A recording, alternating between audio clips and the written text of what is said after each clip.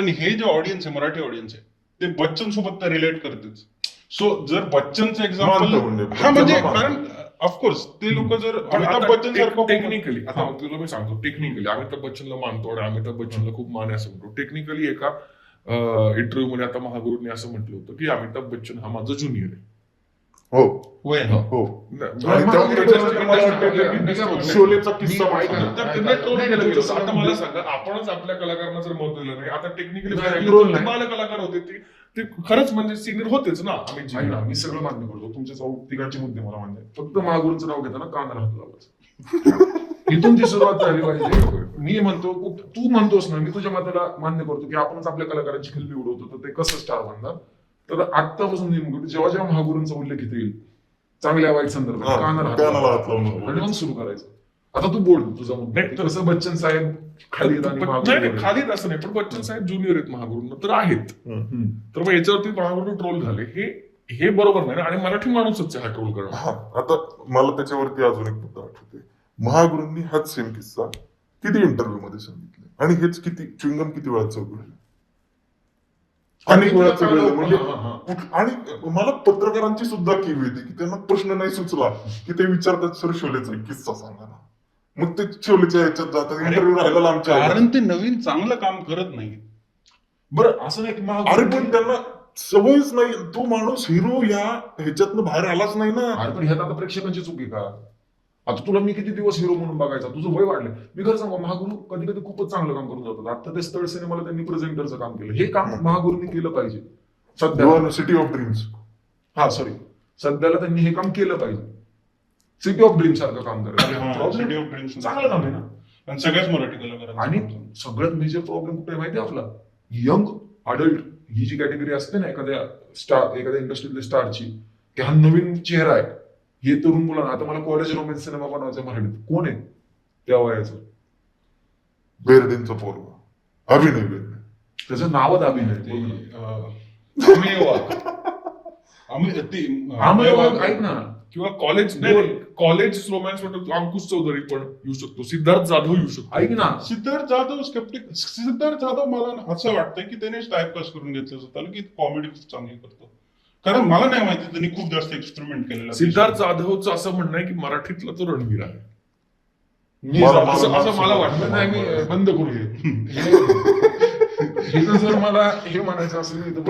पण सिम्बा नंतर जे काही कपडे घातले गेले त्याच्यानंतर तो मराठीतला रणवीर सिंगच झाला होता ना. आता मुद्दा हे बघा, परत फिरून अडल्ट स्टार म्हणजे यंग कॅटेगरीतला आपल्याकडे स्टार नाही. तुम्ही अंकुश चौधरीचं एक्झाम्पल देताय. हा गोल जेव्हा अंगा होता तेव्हापासून तो तरुण आहे, असं कसं असू शकतं? पण मग शाहरुख खान पण आहेच तरुण. शाहरुख खान मागे अडल्टचा रोल कुठला केला शाहरुखने आता रिसेंटली 10 वर्षात? हे बघ, मी हेच सांगतो, सलमान खान करते आता तो रोल. तुम्ही हेच समजत नाही, तुम्ही कम्पॅरिझन कोणाची करताय? तिचे हॅरी मेट सेजल मध्ये केला, पण तो त्याच्या एजचा रोल आहे ना. हो, 35-40च्या आसपास मधले, मिडल एज मध्ये. तसं बघायला गेलं तर मला 3 इडियट्स मध्ये आमिर खान 40चा होताच की. कॉलेज मधला केलं. हा, पण 3 इंजिनियर डोकर घेतला 3 ऐका ना, 3 इडियट कधी आला? 2008च मी म्हणतोय. बरं, 3 इडियट 2008 ला आला. 3 इडियट तेवढा एक पार्ट सोडला तर 3 इडियट एक परफेक्ट फिल्म आहे ना. उत्तम पटकथा, पण कंटेंट जास्त जातो ना. कंटेंटमुळे तो सिनेमा चालून गेला, वय नाही दिसलं. आणि हेच ना, तिथे समजून घ्यायचं आणि इथे समजून नाही घ्यायचं, असं मला काय वाटतं, नॉट म्हणजे स्टार्स का नाहीये एका पॉईंट नंतर अडल्ट टाइम मध्ये पण, कारण जर सिनियर्सच इन्व्हेस्ट करत नाही, किंवा जसं आपण म्हणतोय की आपण स्वतःच मराठी फिल्म मध्ये इन्व्हेस्ट करत नाही, तर बाहेरून येणारा एखादा ऍक्टर पण का म्हणाल की मी मराठी करेल? तो डायरेक्टली हिंदीच ट्राय करेल ना. कारण का, एक जसं आपलं बोलणं झालं की 4 मराठी फिल्म्स केल्यानंतर ह्याला हिंदीच करायचं, कारण मार्केटच नाहीये. हा, तर तेच म्हणतोय. तर नवीन येणारा थिएटर्स आहेत, तर नवीन येणारा किती थिएटर्स आहेत, हाच मुद्दा आहे ना. नाही, तर नवीन येणारा मुलगा असं म्हणाल की मराठी कशाला करू, मग डायरेक्टच हिंदी करतो ना. जर 4 केल्यानंतर तिकडच करायचं, तिथं 4 रोल कमी करतो वाटल्यास. पण मग हिंदीत किती हिट होत आहेत. हा, आणि प्लस आपल्याला काय घेते हिंदीतही मराठी अभिनेत्याला मराठीचाच रोल आहे, अनफॉर्च्युनेटली. आणि परत तो सपोर्टिंग ऍक्टरच आहे तिथं.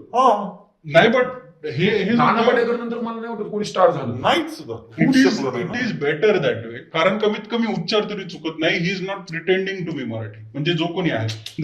जसं काही अरे बाबतीत पण होते- ते आईच्या गावात म्हणायचं, तू नावाची टांग म्हणायचं, हे याच्यासाठीच लिमिटेड आता नाही मग आहे. हे रायटिंग वाला विषय यू कांट, म्हणजे मग आम्ही ऐका- अभिनेत्याला नाही म्हणू ऐका शकत. तुम्ही, मी काय म्हणतोय की मी कलाकारांनाच नाव ठेवतो, मी अभिनेत्याला नाव नाही ठेवतो. तिथं जाणाऱ्या पटकथाकाराला पण तेच नाव ठेवतो. तिथं जाऊन तो इतका व्हिडिओवर काम करतोय, पण जस्ट बिकॉज त्याला पैसा मिळतोय तो त्याचं गुणगान गातोय. म्हणजे एक पटकथाकार आहे आपल्याकडे, तो इतका उत्तम लिहून गेला मराठीमधनं, नाटक सगळं. रिसेंटली त्याने एक मोठा कमर्शियल सिनेमा केला आणि तो अख्खं त्याचं करिअर त्याच्या भोवतीच फिरवलंय आता. मग हे किती वाईट आहे असं माझं म्हणणं आहे, की ज्याने एवढं चांगलं काम केलंय. रामायणावरती सिनेमा होता का तो? हो रामायणाचं रामायणाचं कंट्रोल सी हा, केलं, Control कंट्रोल V. केलं. अर्थात त्याच्या कुठली मधलं बटन वेगळं दाबलं का काय माहित नाही मला कळलं, म्हणजे दिवाळीच्या आसपास काहीतरी- दिवाळीच्या आसपास तो सिनेमा आला होता, मोठा, म्हणजे सगळे मोठे नाटक. रोहित सिनेमा होता. रोहित एकदम हिट सिनेमा.